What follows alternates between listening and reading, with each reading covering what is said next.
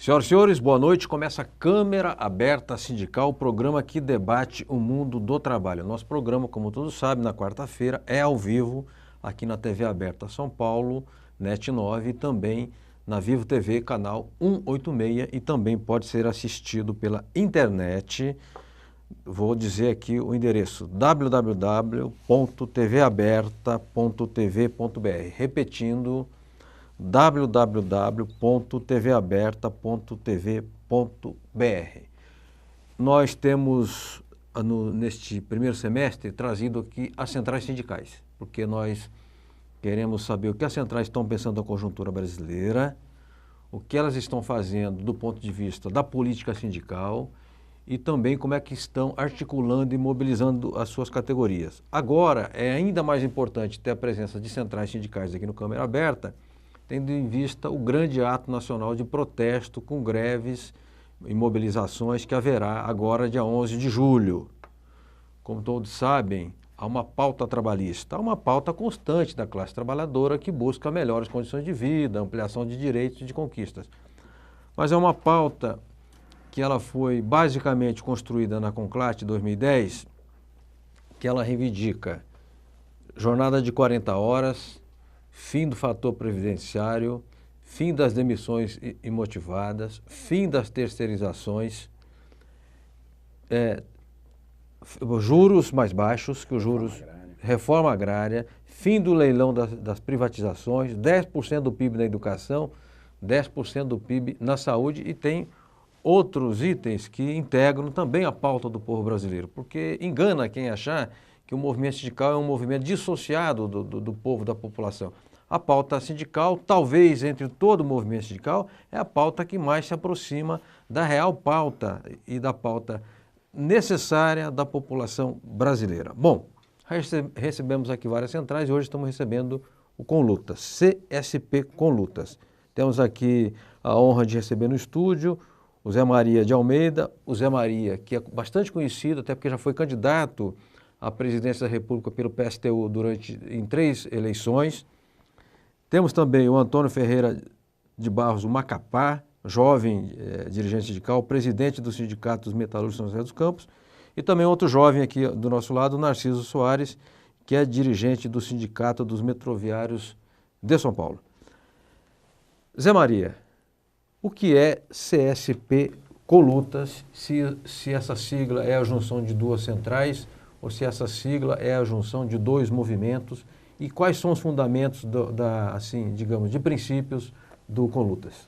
Não, CSP Conlutas significa Central Sindical e Popular Conlutas. Certo. Conlutas é um movimento que surgiu ainda no começo do primeiro mandato do Lula, se organizou para enfrentar aquela proposta de reforma sindical e trabalhista que o governo apresentou naquele momento, depois se transformou numa central sindical, com o nome de Coordenação Nacional de Lutas, Conlutas, e no Congresso de 2010 se transformou em CSP Conlutas, Conlutas Central Sindical e Popular. Tá. A Conlutas agrupa sindicatos, movimentos populares, movimentos de luta por moradia, de luta pela terra no campo, movimentos de luta contra a opressão às mulheres, aos negros, aos homossexuais, organiza também entidades da juventude e o objetivo fundamental da nossa central é, em primeiro lugar, impulsionar as mobilizações, as lutas em defesa das demandas de cada segmento explorado e oprimido da nossa sociedade. Mas também fazer dessas lutas cotidianas passos no sentido da construção das condições para uma mudança mais profunda no país. Nós lutamos por uma sociedade igualitária, justa, socialista, uma sociedade que livre os trabalhadores e o povo da exploração do capitalismo, que é o que caracteriza a vida nossa na sociedade atual, né? O povo brasileiro trabalha muito, mas trabalha para enriquecer banqueiro, nada mais do que isso. E a gente quer mudar essa sociedade de conjunto. Essa é fundamentalmente, digamos assim, a característica fundamental, o objetivo fundamental da nossa central. Perfeito. Eu vejo aqui o Macapá, é jovem, né? Eu fico feliz em ver um jovem presidindo um sindicato. Eu estava até dizendo para um colega aqui do lado de fora, antes de o programa começar, que o processo de lutas sociais, transformações sociais e de evolução, ele é coletivo, mas tem sempre um setor que é vanguarda. E a juventude é a vanguarda das mudanças. O mundo muda quando os jovens encampam, os jovens e as mulheres, basicamente, né? Então, eu queria saber como é que você, em sendo jovem, já preside um sindicato importante, como o Sindicato dos Metalúrgicos de São José dos Campos, que é um sindicato que ele tem uma base grande e tem uma marca forte, que é o Sindicato Combativo. O que te fez chegar ao movimento sindical e o que te levou à condição de presidente daquela entidade? Então, primeiramente, é um prazer estar aqui no estúdio com vocês participando do programa. Há uma necessidade de uma renovação.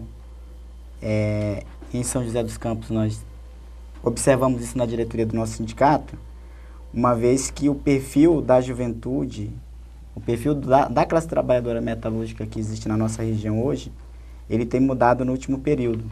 Você pega, por exemplo, a fábrica que é a maior da nossa região, da base do nosso sindicato, que é a Embraer, e você vai perceber que cerca de 70% dos operários hoje da Embraer são jovens que estão na faixa de entre 18, 20 anos a no máximo 35 anos de idade. E a Embraer é uma empresa da base a Embraer, do sindicato que você preside. Exatamente. É a empresa maior que existe em São José dos Campos, que hoje tem cerca de 14 mil operários. Puxa vida, grande mesmo. A Embraer. Então, há um processo de mudança muito grande, significativo na categoria. Cada vez mais o número de jovens tem ingressado nas fábricas metalúrgicas.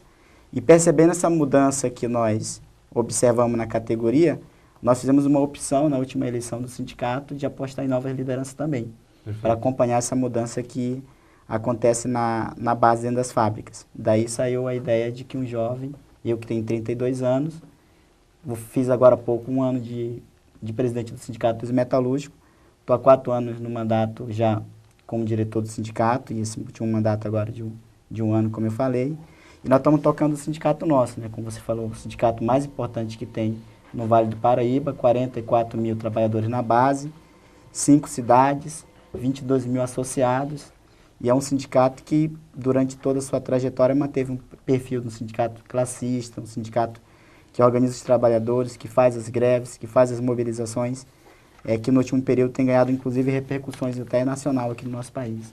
Perfeito. Agora, a Embraer, numa ocasião, andou em crise, e aí teve até demissões, eu me lembro, a gente até noticiou lá na agência, muitas demissões. Agora está estável, parece até que ela está vendendo bastante avião, quer dizer, tem perspectiva de emprego lá na área?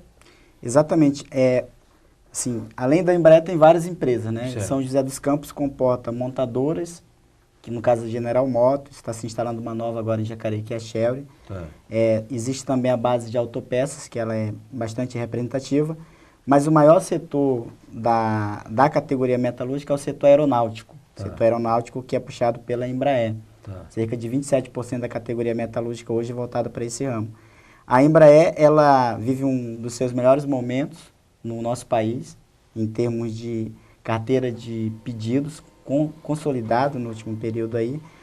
Agora vive uma contradição muito grande. A empresa ela tem batido cada vez mais recordes de lucro. A empresa ela é basicamente uma empresa sustentada pelo governo federal através de políticas voltadas pelo BNDES, que financia praticamente todas as aeronaves que a empresa ela vende para fora do país. Agora, no último período, ela tem adotado uma política de estar transferindo os empregos do Brasil para outros países. Tá. Nós temos, para você ter uma ideia, 5 empresas que hoje trabalham voltado para garantir a fabricação dos aviões, que estão sendo ameaçadas de fechar na nossa região, porque a Embraer está transferindo essa produção para o México, está transferindo parte da produção para os Estados Unidos, está transferindo parte da produção para Portugal e para a China, e inclusive é um debate que nós começamos recentemente na categoria, sim, da necessidade da nacionalização dos empregos, de garantir os investimentos em São José dos Campos e no Brasil também na Embraer, e sobretudo garantir que se gere emprego na nossa região. Perfeito. Na ocasião em que a General Motors promoveu demissões e ameaçava com demissões de massa, eu acho que este foi o único programa da TV brasileira que trouxe os dirigentes sindicais para colocarem aqui publicamente as suas posições e fazer a defesa do emprego e a denúncia daquela arbitrariedade. Eu tenho uma formação nacionalista. Eu acho que o interesse nacional está acima de tudo. Eu não concordo que uma empresa multinacional se instale no país, ganhe terra, ganhe verdadeiras fazendas, ganhe 10 ou 15 anos de impostos, de isenção de impostos, de financiamento do BNDES, e no primeiro sinal de crise demita seus trabalhadores e, junto com as demissões, mantenha a escandalosa remessa de lucros que essas empresas multinacionais fazem, mantendo um sistema uma forma de extorsão sobre as economias dependente. Nós temos que lidar contra isso. Eu sei que foi isso que derrubou Jango, foi isso que derrubou Jango em 64, porque ele lutava pelo controle da remessa de lucro, mas essa é uma luta que o povo brasileiro ainda precisa abraçar, entender melhor e forçar a mão para que parte do que elas ganham aqui, essa parte seja revertida em investimentos e melhoria das condições de vida do povo brasileiro. Bom, feito o discurso aqui que eu faço em todo o programa, porque eu também não acho que a gente tem que ter opinião, né? Pode estar errado, mas tem que ter opinião. Eu passo a bola aqui para o Narciso Soares, que é diretor dos Sindicatos Metroviários de São Paulo. Eu já pergunto direto, Narciso, dia 11, Dia Nacional de Protesto, com greves, mobilizações, etc. Os metroviários param ou isso não foi decidido ainda? Então, na verdade, isso não foi decidido ainda. A gente tem uma assembleia amanhã, que é onde vai deliberar o tema mesmo. A nossa posição é que é muito importante que tenha paralisações e que tenham, porque a gente acha que é um momento em que, na verdade, avançou um pouco na pauta dos trabalhadores, avançou em mostrar para os governos e para os empresários que aí estão fazendo a exploração e tudo mais, que, na verdade, os trabalhadores têm força e, se movimentar, consegue colocar sua pauta em dia e tudo. E nós, do setor de transporte, acho que teve um papel determinante nisso. Na verdade, a gente vem discutindo há 3 anos já que o transporte tem que ser gratuito, tem que ser um direito do trabalhador. Hoje, quase 1/3 da população não consegue usar o transporte, simplesmente pelo valor excessivo que tem o transporte. E isso acontece na prática pelas máfias que tem da privatização e tal. Na nossa opinião, o transporte deveria ser estatal, como é a saúde, como é a educação, e é isso que garante a Constituição, que o transporte fosse tratado como algo essencial, como algo, e não, na verdade, não é isso que está sendo tratado. Então, por isso e pela pauta geral dos trabalhadores, a gente acha que tem que ter movimentação no dia 11, e nossa ideia é discutir com a categoria essa opção. Hoje a gente teve uma reunião com todos os sindicatos metroviários do país, e todos vão fazer assembleia até o dia 10, cada um uma data específica da sua categoria, todos mais ou menos com essa proposta de fazer acontecer o dia 11, essa movimentação. Agora amanhã, quinta-feira, a assembleia será em que horário e qual local? Às 18 horas, no Sindicato dos Metroviários, que fica entre a Estação Carrão e a Estação Tatuapé, ali na esquina da Radial Leste com a Serra do Japi. A gente vai fazer lá às 18 horas, vamos chamar a categoria para lá, vão estar várias centrais sindicais presentes, a gente vai fazer essa discussão com a categoria, provavelmente no pós-assembleia a gente já tenha uma posição inicial da categoria sobre o tema. A gente deve fazer outra assembleia no dia 10 para preparar a movimentação que a gente tirar para o dia 11. Perfeito. Olha, nós estamos aqui hoje com a CSP com Lutas, que é uma central sindical, que participará agora dia 11, né? Terá uma participação importante no grande ato de protesto e com lutas, greves, mobilizações das centrais sindicais e de outras entidades do movimento popular para ver se avança a pauta trabalhista. Houve pressão popular nas ruas e o Congresso Nacional, que geralmente é conservador, para não dizer reacionário e muitas vezes golpista ao longo da história, parece que acordou e começou a colocar uma certa pauta, já votou até matérias importantes, o Renan até cancelou pela metade as férias dos parlamentares, então eu espero que no dia 11 o nosso movimento tenha suficiente força para fazer também andar a pauta trabalhista. Antes de continuar com o Zé Maria, com o Macapá e com o Narciso, eu vou chamar-o na linha, ok? Para a gente depois retomar o programa. Já tudo certo?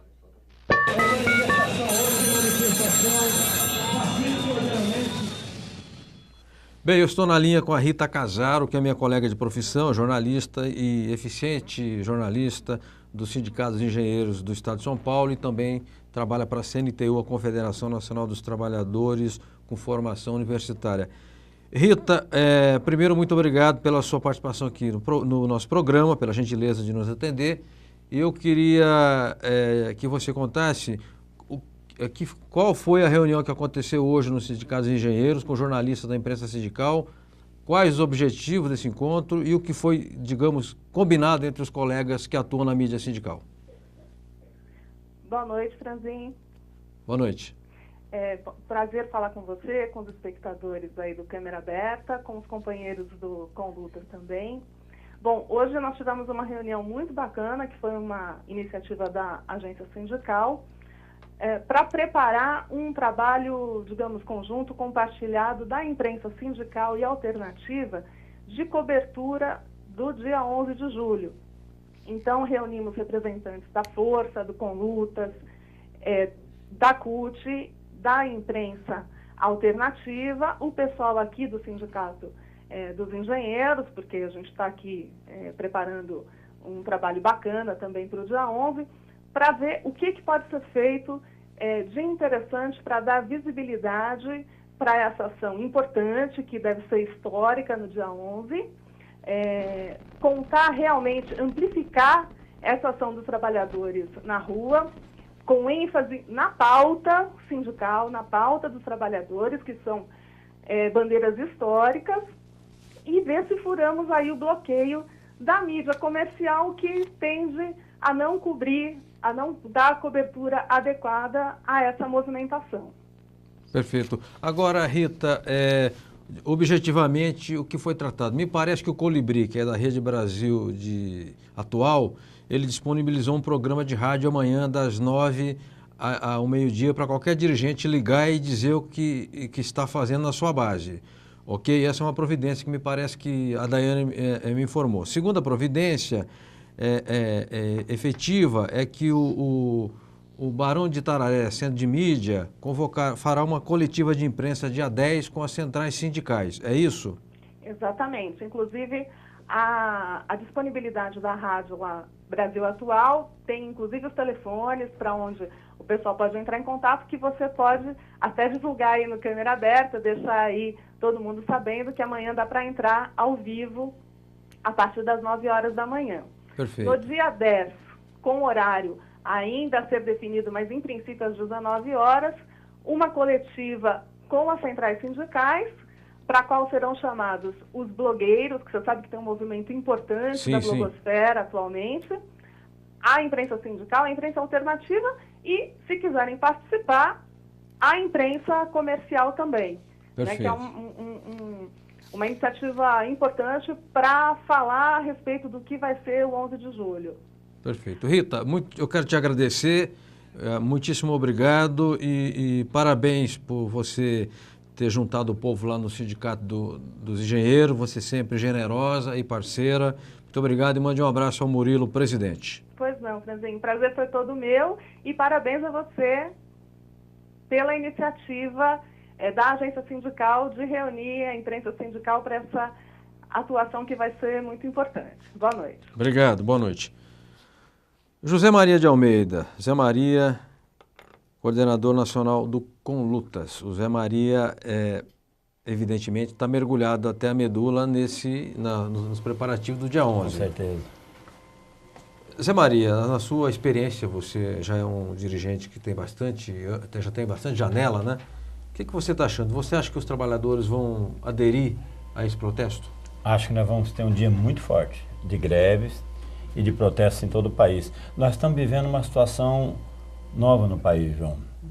As mobilizações que varreram o país nas últimas semanas já transformaram a realidade política brasileira. Há uma diminuição do número de participação das pessoas nas mobilizações, mas não é porque o movimento refluiu. Nós estamos entrando numa outra fase e eu acredito que o processo que se abriu no começo de julho, ele vai se aprofundar.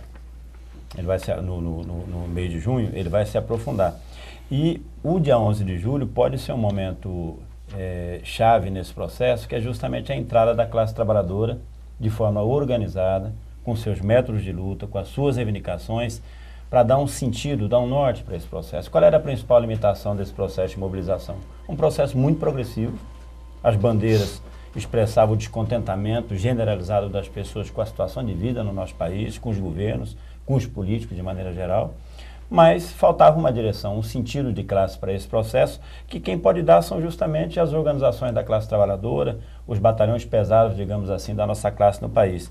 E eu acredito que pelas movimentações até agora, o que se prenuncia é uma greve forte. Vai haver uma greve forte no setor metalúrgico, aqui no estado de São Paulo, São José, mesmo ABC. No estado de Minas Gerais vai ter muita greve no setor metalúrgico, vai ter muita greve no setor da construção civil, aqui em São Paulo, no Ceará, em Belém. Provavelmente uma boa parte das obras do PAC vão estar paradas também. Vai ter greve forte nos setores de educação, professores. Os servidores federais reuniram todas as suas entidades na semana passada e decretaram greve nacional no dia 11 de julho. Então nós vamos ter um movimento de greves no transporte, toda uma movimentação. Vai haver uma assembleia aqui amanhã em São Paulo do metrô, mas vai haver assembleias nos sindicatos de rodoviários e de metroviários em várias partes do país. Então eu creio que no dia 11 vai significar um salto nesse processo, porque a classe agora entra com suas bandeiras. Para cobrar de quem? Para cobrar do governo. Sim. Ou seja, há um responsável, ou digamos assim, há autoridades responsáveis por essas mazelas que afligem a vida das pessoas e que gerou esse processo todo no Brasil. E os responsáveis são os governos dos municípios, dos estados e o governo Dilma. Em última instância, essa luta, essa pauta unificada que a Centrais definiu, ela se volta contra o modelo econômico que se implanta no país. Sim. O modelo econômico implantado no Brasil está voltado para quê? Para ajudar as montadoras de veículos, as grandes fábricas, para ajudar o agronegócio, para ajudar os bancos, né? E o trabalhador fica a Deus dará. Tá. Você mesmo estava dando um exemplo agora há pouco, as montadoras de veículos receberam do governo federal, na forma de incentivos fiscais, nos 10 anos de governo do PT, em torno de 24 a 25 bilhões de reais. E remeteram para fora do país, como forma de remessa de lucro, 26 bilhões de reais nesse mesmo período. Tá. Ou seja, é dinheiro público que sai daqui, que deveria ser aplicado na educação, na saúde, no transporte, e vai enriquecer os donos da Mercedes-Benz, da Volkswagen, da General Motors. Não tem nenhum sentido uma coisa dessa. É para mudar esse modelo econômico que os trabalhadores vão para a rua agora. Então eu acho que nós vamos ter uma mudança importante a partir do dia 11, que é justamente a entrada da classe trabalhadora, que eu acredito que vai ser feita com peso. Nós estamos empenhados nisso, as centrais estão trabalhando, né? Há uma discussão toda no país, há um setor temeroso de que possa estar gestando um golpe contra o governo, que nós temos que blindar o governo, e nós achamos que a briga é justamente contra o governo. Tá. Aqui não há nenhum golpe sendo preparado contra o governo, a direita deste país está dentro do governo, infelizmente, não está fora, está dentro do governo, e o governo está justamente governando para privilegiar a direita tradicional, os interesses dos bancos e das grandes empresas. É contra isso que nós estamos lutando. Perfeito. Macapá, tem uma pergunta do Ricardo aqui de Pirituba. Quais as principais bandeiras de lutas que o Conlutas defenderá no grande protesto dia 11, com greve e mobilização? O que será mais marcante, né, nesse dia de lutas? Existem, da nossa pauta, alguns pontos que são bastante importantes, né? Primeiro, é derrubar o fator previdenciário, que é uma luta histórica nossa, que foi instituído pelo Fernando Henrique Cardoso, que reduz a aposentadoria dos trabalhadores, dificulta que o trabalhador ele consiga o direito à aposentadoria. Nós queremos derrubar o fator previdenciário, reduzir a jornada de trabalho no nosso país, que é uma outra bandeira histórica da classe trabalhadora. Em várias empresas, particularmente no setor metalúrgico, a jornada de trabalho já é 40 horas, reduzindo o país inteiro para 40 horas, das 44 para 40, e onde 40 o movimento sindical tem que caminhar para reduzir para as 36 horas semanais. Correto. A elevação dos salários, os salários no nosso país são um dos mais baixos que tem no mundo, né? Nós estamos assistindo nesse momento aí também a volta da inflação, a cesta básica tem disparado, né? O que tudo indica deve superar agora a casa dos 7% já a inflação acumulada no último período. Então é o momento também da gente estar cobrando do governo federal que seja congelado o preço dos alimentos aqui no nosso país. Achamos que é importante a classe trabalhadora brasileira continuar a campanha que ecoou em todo o país de que menos verba para a Copa, mais verba para a saúde, mais verba para a educação, mais verba para o transporte. Nós achamos importante que seja revogado todos os aumentos de passagens que tiveram, seja de ônibus, de metrô, de trem, no país inteiro. Então a gente acredita que as condições estão colocadas para que a gente possa fazer um dia 11 agora, uma manifestação muito forte. Nós já tivemos na semana passada a iniciativa, enquanto CSP com Lutas, de fazer um dia nacional de mobilização. Nós paramos várias fábricas em São José dos Campos, inclusive a General Motors já parou 1 hora pela parte da manhã e 1 hora pela parte da tarde. Em outras fábricas nós fizemos também a paralisação e já votamos uma greve geral a partir do dia 11 agora. Nossa intenção é parar o máximo de fábricas possíveis. Existem outros sindicatos que estão também se organizando na nossa região, como o Sindicato dos Químicos, Sindicato dos Petroleiros, Sindicato dos Correios, Associação de Aposentados, Movimento dos Estudantes, que segue a luta em São José para revogar também o aumento de passagem que aconteceu recentemente. Então nós acreditamos que vai ter muitas greves nas fábricas, na região do Vale do Paraíba, em São José, particularmente. deve ter mobilizações de rua, deve ter vários pontos da rodovia Dutra que serão certamente bloqueados Sim. na nossa região. Então, nós acreditamos que o momento chegou, Tá. né? Por diversas vezes nós tentamos, juntamente com o governo federal, juntamente com a Dilma, discutir a pauta da classe trabalhadora brasileira e também no Congresso e também, seja no Senado, seja na Câmara dos Deputados. A nossa pauta ficou emperrada durante todo esse período e há todo um clima, todo um sentimento dos trabalhadores de que o momento de pegar o governo, de cobrar o Congresso é agora. Então nós não podemos deixar passar e o dia 11 nesse sentido vai ser um momento para a gente poder colocar as bandeiras da classe trabalhadora na ordem do dia do nosso país. E temos que divulgar o movimento antes, durante e depois. Eu recebo a informação do Robson Gil Gazola, que é diretor aqui do canal comunitário, dizendo que a nossa emissora fará a cobertura completa do Dia Nacional de Lutas, dia 11 de julho. Muito obrigado aqui à direção da emissora.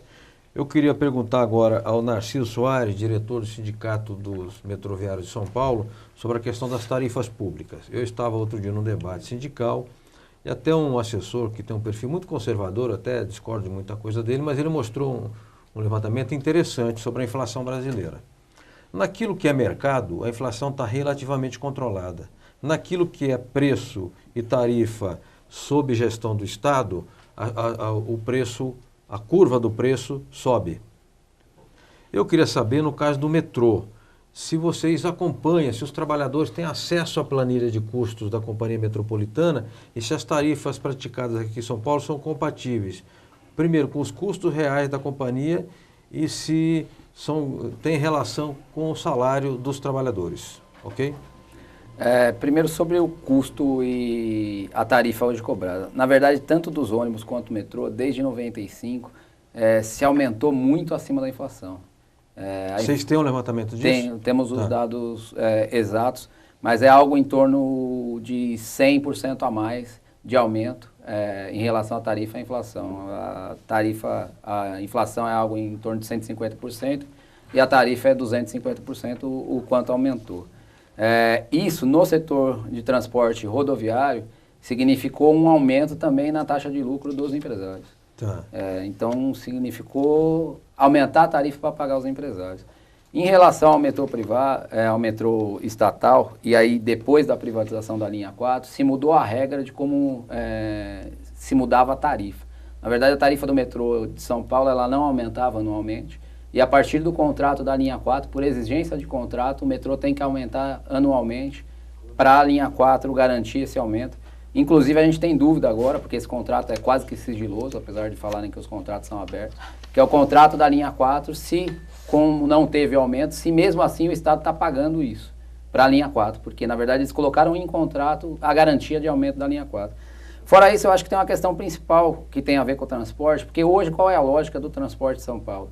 Quem paga o transporte é o trabalhador, certo? Então, isso não é uma lógica, no nosso ponto de vista, correta. Porque quem utiliza ou quem se beneficia do transporte não é o trabalhador. Porque o trabalhador sai para trabalhar, quem se beneficia do trabalho dele é o patrão e não paga quase nada pelo transporte. Certo. A grande maioria dos trabalhadores são trabalhadores informais, não tem vale-transporte. Quem tem vale-transporte, o trabalhador é cobrado uma parte dele, não é verdade que o empresário paga. Na verdade, 6% do salário do trabalhador vai lá. Fora isso, quando o trabalhador sai para passear, sai para qualquer coisa, ele também vai comprar, vai consumir e quem ganha de novo é o empresário. Tá. O empresário não paga o custeio disso. Então, a lógica está invertida. Quem se beneficia com o transporte não paga. E, na verdade, a população mais pobre que utiliza o transporte público que tem que pagar pela tarifa. Além do que, se não for subsidiado, o metrô, uma hora não vai ter jeito de não ser subsidiado. Eu falo assim, porque hoje você tem subsídio para o ônibus, que é privado, você tem subsídio para a linha 4, que é privada, e para o metrô público é o único que você não tem nenhum subsídio. Tem que funcionar só com as próprias pernas. O que a gente fala? No mundo inteiro, o metrô é subsidiado para ter uma tarifa acessível à população. Correto. Mesmo onde não tem a tarifa zero, você tem uma tarifa quase que simbólica para a população. Isso acontece no Chile. No Chile é 20 centavos de dólar que você paga pelo transporte. Fora isso, você tem uma parte da população que não consegue se locomover. Ele se locomove a pé, de bicicleta, porque não consegue pagar o transporte. Claro. O cara está no mercado informal, ou ele economiza o dinheiro para comer, para fazer as coisas dele, ou ele paga o negócio. Então ele chega a andar 20 km, chega a andar 10 km por dia, simplesmente porque não consegue acessar o transporte que, na verdade, seria um direito que o Estado teria que garantir. Sim, Inclusive, se usava essa bandeira. O transporte é um direito do cidadão e um dever do Estado. Estava escrito nos ônibus aqui em São Paulo. Isso foi abandonado, o transporte virou uma mercadoria para as empresas de ônibus ganhar dinheiro. E agora no setor metro ferroviário também está indo para a privatização. Então essa lógica não funciona e não vai funcionar. E dentro dessa lógica, existe a lógica da inversão da prioridade do transporte público. Hoje você privilegia transporte individual ao invés de público. E aí, até porque estava entrando no tema aí das isenções fiscais, por exemplo, agora para baixar tarifa, ou teoricamente para baixar tarifa, qual que foi a lógica? Isentar fiscalmente as empresas na parte que afeta trabalhadores. Isentou o PIS, que é para o trabalhador que ganha menos, isentou o COFINS, que é para a Previdência, para depois falar que não tem dinheiro na Previdência. Certo? Correto. E poderia ter isentado a população de São Paulo. Era só tirar a dívida pública, teria dinheiro para custear, inclusive, a tarifa zero, se você tirasse a dívida pública de São Paulo. Então ele prefere isentar o empresário, por isso o empresário garantiu o lucro maior, do que isentar a população de São Paulo, que é penalizada com um transporte ruim e caro. Perfeito. Olha, eu gosto muito desse enfoque porque eu vejo muito debate técnico, com viés tecnocrata, sobre a questão do transporte. Eu sou solidário a essa tese de que o transporte é um direito do cidadão. Você mora em Guzolândia, você anda 3 quarteirões, você está no centro da cidade. Mas se você mora em São Paulo, você pena 3 horas, 1h30, 2 horas no trânsito em condições desumanas. O ônibus lotado, metrô lotado, às vezes o ônibus passa e não para no ponto porque já está super lotado. Então, além de ser caro, é ruim e desumano. Se o Estado tem que intervir no setor público, e eu sou a favor também de que o transporte seja público e que seja um serviço que o Estado propicie à população. E os capitalistas vão ganhar dinheiro em outra área. Tem muitas áreas para eles ganhar dinheiro. Banco, supermercado, agronegócio, metalúrgica, fábricas, etc. Mas o transporte não teria que ser algo controlado pelo Estado. Bom, a gente vai voltar daqui a pouco, Câmara Aberta Sindical, com José Maria de Almeida, coordenador nacional do Conlutas, o Antônio Ferreira de Barros Macapá, que preside o Sindicato dos Metalúrgicos São José dos Campos, o sindicato tem 44 mil na base, e o Narciso Soares, jovem dirigente do Sindicato Metroviário de São Paulo. Vamos a um pequeno intervalo, voltamos daqui a pouco com Câmara Aberta Sindical.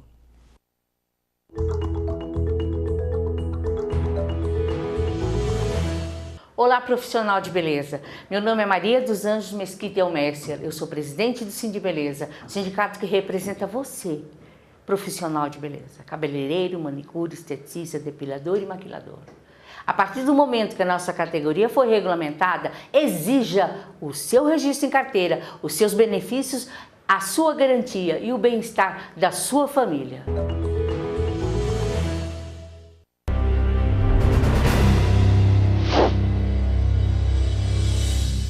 Eu sou Sebastião Soares, sou diretor nacional de comunicação da nova Central Sindical de Trabalhadores e faço uma saudação ao Movimento Sindical de São Paulo, essa locomotiva que expande a nossa luta, e a classe trabalhadora de São Paulo, convidando-os para conhecer melhor a nova Central. Acesse www.ncst.org.br ou pelo Facebook, apenas Nova Central. Sejam bem-vindos.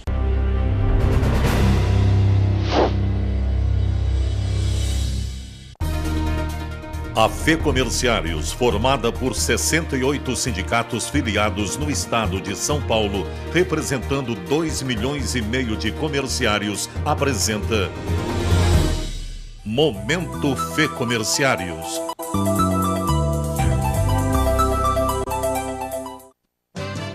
Bebedouro foi a 18ª cidade a ser visitada pelo presidente Mota dentro de uma importante decisão tomada pela diretoria da federação.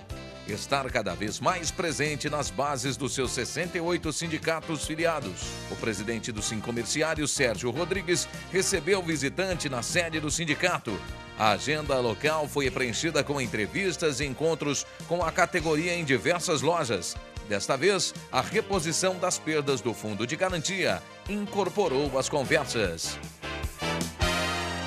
Um dia depois, a diretoria dos Sincomerciários de Jaboticabal, liderada pelo presidente Benedito Oclávio Frisas, inaugurou a nova sede da entidade. Ao lado do presidente Benedito e do prefeito Raul Gírio, Mota descerrou a placa inaugural.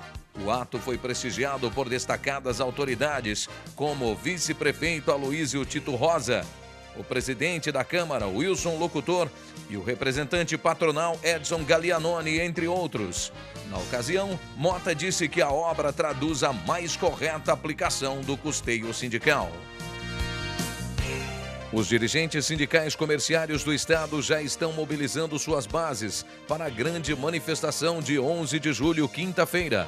As centrais estão definindo a pauta deste Dia Nacional de Luta.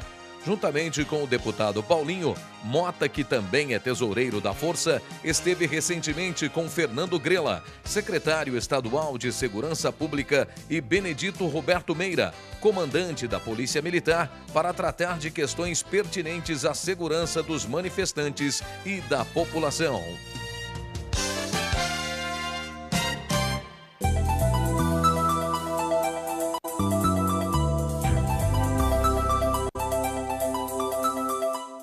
Muito bem, estamos aqui de volta com câmera aberta sindical, hoje recebendo 3 dirigentes do Conlutas, CSP Conlutas. Zé Maria de Almeida, Antônio Ferreira de Barros, Macapá e Narciso Soares. Antes de retomar a rodada aqui com os companheiros, eu quero mostrar algumas publicações do campo popular. Aqui o Jornal Brasil de Fato, uma visão popular do Brasil e do mundo, e uma entrevista com o João Pedro Stedley, onde diz o texto: João Pedro Stedley analisa os protestos que varrem o país. O Stedley, para quem não sabe, é o coordenador do Movimento dos Trabalhadores Sem Terra, o MST. Quero mostrar também, sobre o dia 11, um boletim do Sindicato dos Metalúrgicos de Guarulhos Região, dia 11 de julho, quinta, vamos parar e exigir direitos. Jornada de 40 horas, saúde, educação, transporte decentes, fim do fator previdenciário, derrubada do projeto das terceirizações. Em Guarulhos, a concentração será perto do Shopping Internacional, é na beira da Dutra, mais ou menos aqui na divisa com São Paulo, um local bastante conhecido de quem reside aqui na Grande São Paulo. E há, por fim, um material que não é sindical, mas é um material que tem ligação com o dirigente. É o Herrera, um dirigente sindical dos comerciários, que tem uma filha autista. E todo mundo sabe a dureza que é para um pai ter um filho portador de qualquer tipo de deficiência. E aqui mostra as pinturas feitas pela moça, pela menina, e revirou aqui uma revista, e achei muito bacana as imagens. Depois, no outro programa, a gente desce a detalhes aqui. Eu já disse aqui no programa, eu tenho uma ligação, né, com os artistas que têm problemas mentais e que produzem magníficas obras de arte, como, por exemplo, os artistas que ficavam lá na colônia, na Casa das Palmeiras, dirigida pela doutora fabulosa, doutora Onísio da Silveira, que foi quem, pela primeira vez, tratou com humanidade os esquizofrênicos. Tem artistas geniais, como o Emídio, o Cláudio Pértios e tantos outros. Recentemente houve até uma mostra aqui na região aqui de Higienópolis, eu fui ver e fiquei impressionado, porque eu já havia visto por livros e por um filme do Léo Risman, mas não havia visto ali ao vivo em cores. De modo que trataremos viu, Herrera, desse material aqui no próximo programa. Zé Maria, tem perguntas aqui. O Ricardo de Guarulhos, eu vou passar então depois para o Narciso, que fala de metrô. A outra sobre greve do metrô. O que você, de certa forma, já respondeu. O que você, Zé Maria, pensa sobre as manifestações de rua que ganharam o país nas últimas semanas? Manifestações muito importantes. O problema do transporte foi uma gota d'água que fez transbordar aí um mar de insatisfações que levaram para as ruas aquilo que são as mazelas que afligem a vida do povo e foram transformadas em reivindicações e cobradas dos governos. Um processo muito importante para o país, se abre uma fase nova para a luta dos trabalhadores brasileiros e é preciso agora dar mais qualidade a isso e reforçar, fortalecer esse processo de mobilização, e esse é o sentido fundamental desse Dia Nacional de Protesto, dia 11. Na medida que a classe trabalhadora entra de forma organizada nessa luta, nós aumentamos a nossa força para cobrar dos governos uma mudança efetiva no país. A Presidente da República falou muito até agora, mas a única proposta que apareceu foi uma reforma política ou um plebiscito, onde, de acordo com a proposta do governo, são os mesmos políticos e os mesmos partidos que controlam o país hoje que vão decidir como é que vão continuar controlando. Isso é enrolação. Certo. Se a presidenta quer fazer um plebiscito para discutir o sistema político, eu tenho uma proposta. Sim. Primeira pergunta, o brasileiro é a favor de que o salário dos políticos seja igual ao salário do professor? Vamos ver a resposta do povo? Isso é o que tem que perguntar para o povo. O brasileiro é a favor de caçar o mandato do político que não cumpria a promessa de campanha? O brasileiro é a favor de botar na cadeia e confiscar os bens de todo político corrupto e daquele que corrompeu o político também, da empresa que corrompeu ele? Isso é o que o povo quer votar. Não essa conversa fiada de como é que vai ser que eles vão continuar governando o país. Então nós achamos que é preciso que o governo se atente para aquilo que é a demanda que o povo está fazendo. Tem que acabar o fator previdenciário, tem que reduzir a jornada, tem que aumentar os investimentos na saúde, na educação, no transporte, tem que melhorar os salários, congelar os preços, melhorar a vida do povo. Sim. Nós estamos cansados de ver o governo melhorando a vida do grande empresário. Tem que melhorar a vida do povo. Esse é o sentido dessa luta que nós vamos travar dia 11. E acredito que esse pontapé inicial, que foram essas grandes mobilizações que nós tivemos no país, cumpriu um papel fundamental na abertura de uma situação nova e que é preciso aproveitar agora para avançar na conquista das demandas que os trabalhadores têm, para melhorar a sua condição de vida. Perfeito. Obrigado, Zé Maria. Narciso pergunta aqui, o Juliano Tamura da Liberdade. Por que nas greves do metrô não é permitido que as pessoas passem pelas catracas sem pagar? Então, na verdade... Não pode ter o catraca livre, literalmente, aí? Então, desde que a gente entrou no sindicato, a gente faz essa proposta, inclusive, à empresa. Porque a empresa faz toda essa balela que eles não querem prejudicar a população com a nossa greve. Então, desde 2011, a gente propõe à empresa, a todo momento, que tenha qualquer movimentação grevista da gente, que a gente suspende a greve, trabalha 100% todos os trabalhadores com a catraca aberta, desde que o metrô autorize essa medida. Na verdade, até agora a empresa nega. Na verdade, ela põe que tem algum risco operacional. A gente não tem esse risco operacional, tanto é que a empresa, quem trabalha no metrô sabe da parte técnica, que você tem como conter fluxo e tal. E as pessoas não vão andar no metrô superlotado só porque não vai pagar, certo?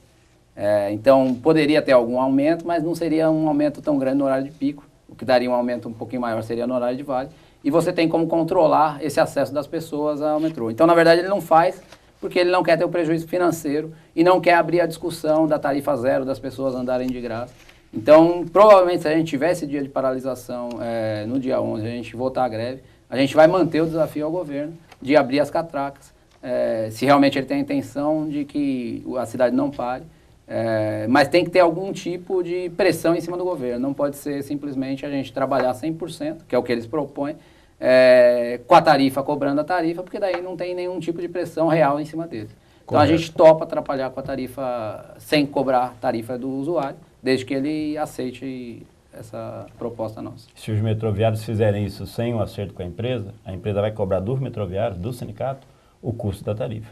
Tá. Então, por isso o sindicato tem feito esse desafio. A preocupação do governo são as pessoas mesmo que estão sendo prejudicadas, então abre a catraca. Aí o pessoal trabalha, mas vai carregar as pessoas sem cobrar. Catraca livre na greve e abertura das planilhas. Né? Exatamente. Há uma caixa preta neste país. Eu trabalhei com um prefeito no interior nos anos 80 e lá se discutia, né?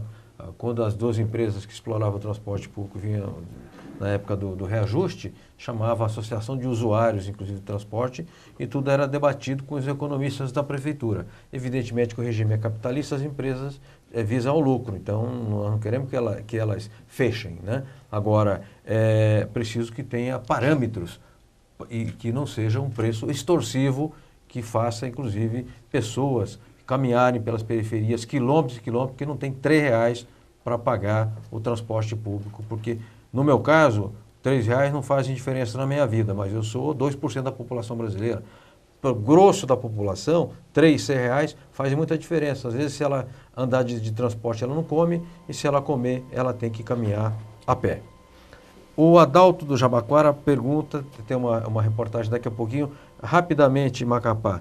Os primeiros protestos do movimento do Passe Livre, teve representante do Conlutas, e se vocês participaram, com que objetivo?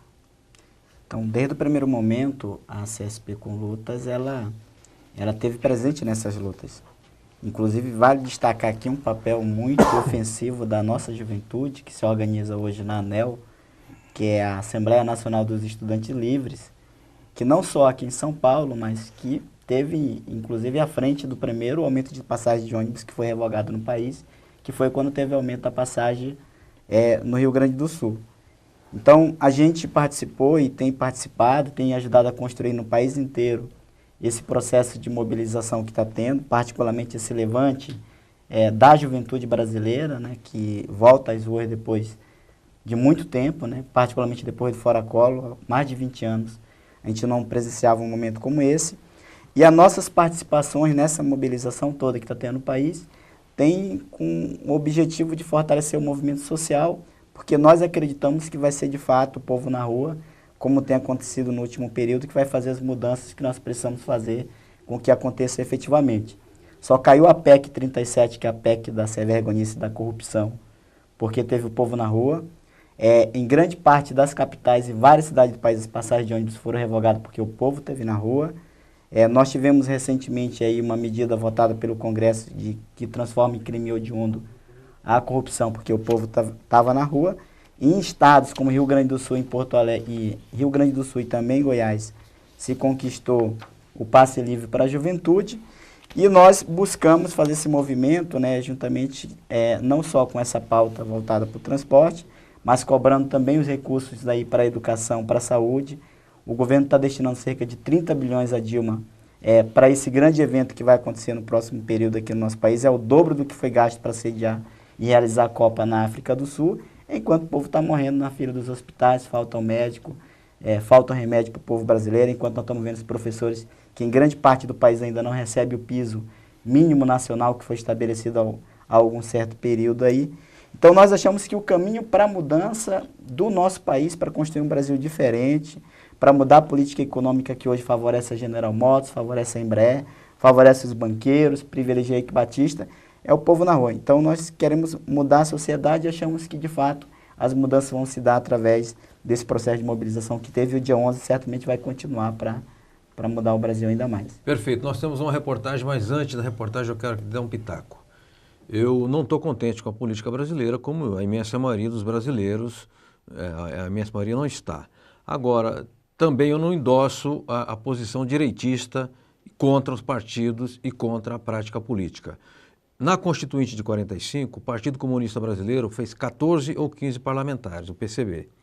E lá o critério era o seguinte: o que você faz? Sou marceneiro, teu salário vai ser de marceneiro. O que você faz? Sou médico, teu salário vai ser de médico. O que você faz?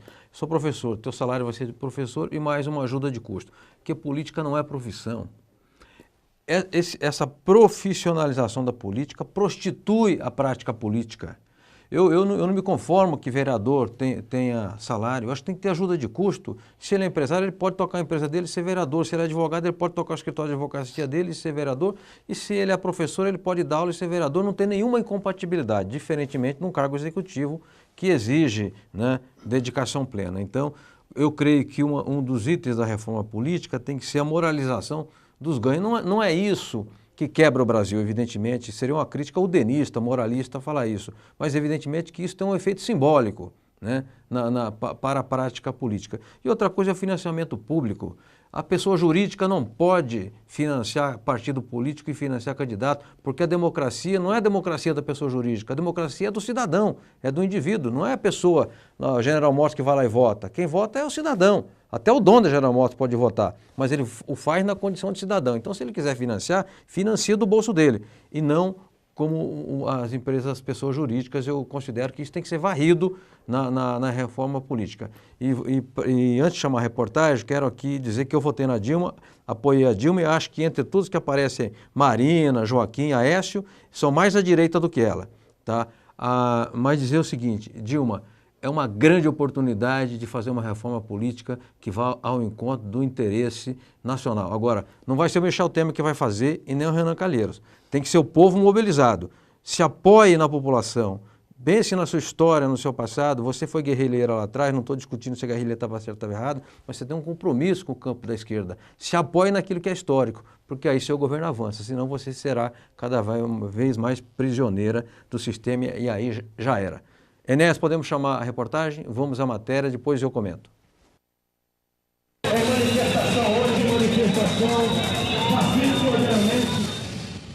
Em reunião no dia 25 de junho, as centrais sindicais decidiram realizar o Dia Nacional de Mobilização em 11 de julho. O ato, que contará com a participação dos movimentos sociais como a UNE e o MST, tem como objetivo reforçar a pauta trabalhista e incorporar reivindicações do conjunto da população, como melhoria do transporte urbano, mais investimentos em saúde pública e o reajuste para os aposentados.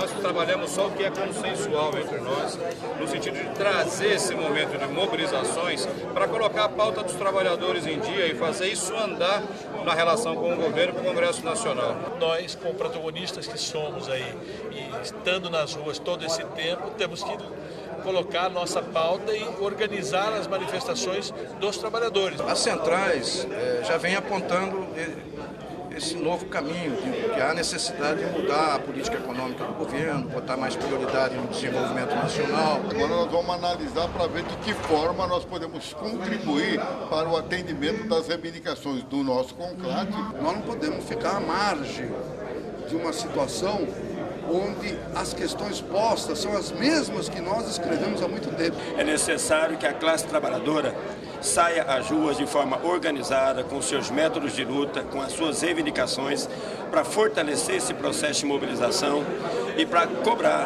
dos governos municipais, estaduais e do governo federal o atendimento das reivindicações dos trabalhadores. As sindicais vão começar suas mobilizações a partir dos seus sindicatos filiados, a partir dos contatos que tem com as organizações sociais, com os trabalhadores e trabalhadoras de maneira geral, e dia 11 esse ato unificado. Mais importante aqui é a unidade das centrais sindicais, de todas as centrais sindicais agora, junto com o Movimento Sem Terra, e com uma data única para manifestação organizada. Eu acho importante essa construção entre as centrais sindicais, diria importante que também chamemos os demais movimentos sociais para que essa pauta unificada de movimentos sociais, de movimento sindical, seja de fato levada às ruas para que, com mobilização da classe trabalhadora, ela possa ser assegurada e cumprida pelos governos.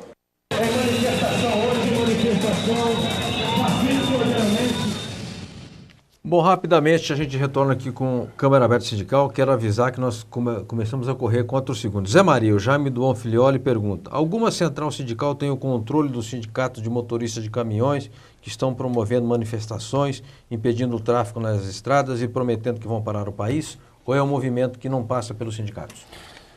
Olha, esse movimento que está ocorrendo, ele tem várias faces. Parte dele é dirigido pelo Nélio Botelho, da União Brasil Caminhoneiro, e que tem bastante relação com as organizações empresariais no setor.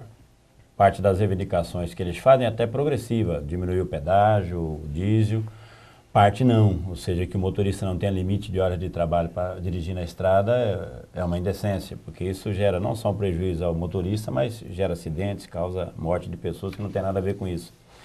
Agora, é um processo que expressa esse descontentamento que nós estávamos discutindo ainda agora há pouco, mas não são ligados a nenhuma dessas centrais sindicais que estão promovendo essa manifestação no dia 11 de julho. E só para dar uma notícia de última hora que eu acho que é importante, é fruto já desse processo de preparação e da pressão que vai aumentando sobre o governo. Houve agora, no final da tarde, uma reunião na Câmara dos Deputados e no Senado, com o presidente da Câmara e o presidente do Senado, de uma comissão das centrais sindicais, que foram lá cobrar deles, e ficou acertado o compromisso do presidente da Câmara de retirar da pauta o 4.330. Das terceirizações. Das terceirizações. Isso é uma puta vitória. E retirar da pauta, neste momento, também o PL 092, que trata da terceirização no setor público. Tá. Obviamente, isso não é arquivar. Nós temos que agora garantir uma grande greve no dia 11 para poder exigir o arquivamento definitivo desses projetos e também das outras pautas nossas, do fator previdenciário, da redução da jornada e dos demais pontos de reivindicação. Perfeito. Narciso, rapidamente, você é jovem. Depois, passados os anos, passadas as décadas, você acha que após o dia 11 você poderá falar para os seus filhos ou netos eu participei daquele movimento e nós ajudamos a melhorar o Brasil? Eu acho que o dia 11 tem tudo para ser um dia, um marco na história, até pelo processo que está caminhando aí. E, na verdade, eu acho que é um processo inicial de todo um processo de mudança social possível de se fazer. E eu acho que a classe está acordando para esse processo e, sinceramente, eu acho que daqui a uns anos eu vou poder falar para os meus filhos que participei do início desse processo de forma positiva para a classe trabalhadora. Macapá, o Zé Maria me disse aqui no início que o Conlutas, CSP Conlutas, agrega também entidades que não são sindicais, são do movimento popular. Você é lá da região de São José dos Campos e tem lá uma associação de moradores, uma associação de usuários de transporte, uma associação moradores do Pinheirinho, né? Cultural, moradores, pessoal sem teto. Pode se agregar à central? Isso, eu acho que a construção do dia 11 no nosso país, para de fato colocar a pauta da classe trabalhadora e das mudanças que nós precisamos fazer no nosso país, ela é importante se o conjunto do movimento sindical brasileiro abraçar as associações de moradores, as organizações dos estudantes, as organizações que lutam pela moradia, que lutam pela reforma agrária. Eu acho que tem um grande desafio para todos nós, da sua maneira, da sua forma, organizada, construir a greve, construir as manifestações de rua, construir o bloqueio de rodovias, né? Porque a nossa pauta é uma pauta que contempla todos os setores da sociedade brasileira, particularmente setores explorados e oprimidos. Então, a gente acha que esse tem que ser o caminho para a gente poder fazer com que o dia 11 seja, de fato, um dia importante para mudar mais ainda o nosso país. Perfeito. Zé Maria, rapidamente, eu sou um telespectador, gostei das propostas de vocês, quero conhecer mais o CSP Conlutas, como é que eu faço? Tem um site? www.cspconlutas, lutas.org.br. Aí você fica conhecendo lá, lá você vai ter acesso às informações sobre a central e vai ter também as informações sobre as propostas que a central e as ações que nós estamos desenvolvendo. Perfeito. Eu registro aqui uma participação do Nildo Nogueira, para não deixar o Nildo sem resposta. Essa nova greve dos caminhoneiros em geral, ela causa prejuízo enorme, não só para a nação, por causa dos produtos perecíveis que acabam se estragando. A greve deveria ter uma organização diferente para não atrapalhar a vida das pessoas que utilizam a estrada para se deslocar. Concordo com a reivindicação em relação ao preço do pedágio e brigar pelos direitos, mas é preciso ter consciência do prejuízo, fala aqui o Nildo Nogueira. E eu digo mais, viu, Nildo? Aquilo que for lockout, greve patronal é crime. É crime. Né? O patrão não pode fazer greve. O patrão é prerrogativa de quem trabalha, da classe trabalhadora. O que eles querem, o que a classe patronal quer é derrubar uma lei que garante 11 horas de descanso, um período mínimo de descanso para os motoristas. Porque se não acontecer isso, o motorista tem que tomar rebite e tem que andar turbinado pelas estradas brasileiras com a tragédia dos acidentes que nós já conhecemos. É uma coisa absolutamente desumana e nós não podemos concordar. Bom, chegamos ao final do Câmara Aberta Sindical e hoje recebemos aqui a Central Sindical CSP Conlutas, o Zé Maria, o Narciso e o Macapá Antônio Ferreira de Barros. Eu quero agradecer muito os companheiros que cá estiveram e reafirmar a todos os sindicalistas que este programa existe há 8 anos e que aqui falam todas as correntes do movimento sindical e enquanto nós estivermos aqui na direção do programa, será assim, porque a democracia não é um falando e o outro escutando. A democracia é diálogo e debate. E aqui o Câmara Aberta procura modestamente cumprir esta tarefa. Então, um abraço a todos e a todas e até quarta-feira que vem.